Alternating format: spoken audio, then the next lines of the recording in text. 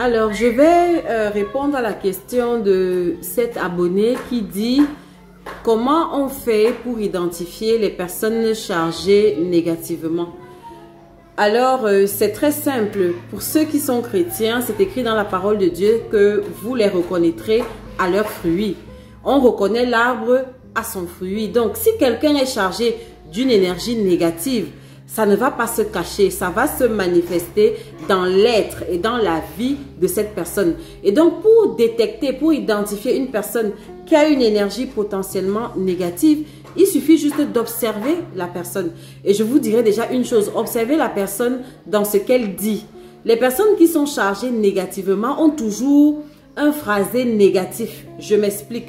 Vous allez voir que c'est des personnes qui aiment toujours se plaindre. Qui se plaignent, elles se plaignent, elles se plaignent, elles se plaignent. C'est des personnes très grincheuses.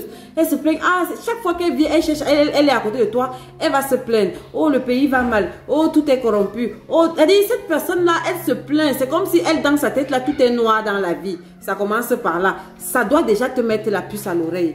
Autre chose, c'est que cette personne a du mal à se réjouir du bonheur d'autrui. Tu vas voir que chaque fois qu'elle va évoquer le bonheur de quelqu'un, elle va toujours dire oui, cette personne a réussi, mais...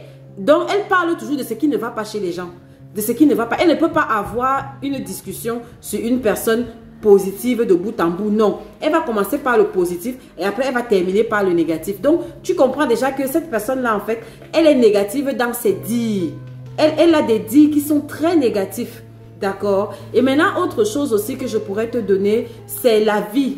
Observe la vie de cette personne-là. Observe comment cette personne se comporte avec des personnes qui ne peuvent rien lui apporter. Par exemple, quand vous sortez au restaurant avec le serveur, avec la serveuse, comment il se comporte avec ces personnes-là, ça te dira déjà tout. Sur qui est cette personne.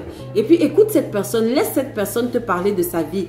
Laisse cette personne, tu vas voir que quand elle va, surtout quand vous venez de vous rencontrer, elle va te parler des choses très sombres quand même. Concernant sa vie. Il y aura toujours quelque chose d'un peu sombre dans sa vie, dans son passé, dans son vécu. Il y aura toujours des histoires plus ou moins sordides, que j'avais une amie, surtout ses ex.